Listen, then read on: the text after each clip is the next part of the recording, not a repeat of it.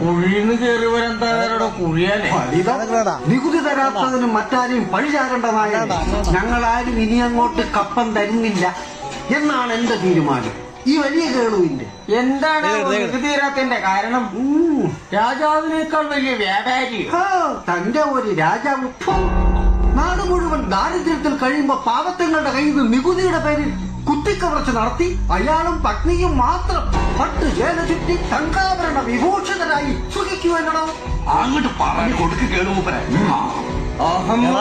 രാജനന്ദയും ഒരുമിച്ച് എവിടെ എന്റെ ഉടമകൾ?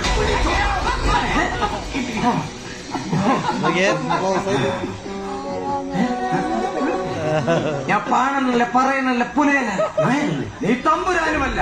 നമുക്ക് ഇത്തിരി സോമര സമ്മാനം ചെയ്താലോ?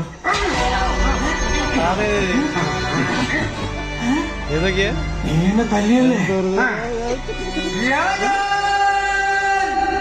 എനിക്ക് രാജാക്കന്മാരോട് മാത്രമേ യുദ്ധമുള്ളൂ, ജനങ്ങളോടില്ല.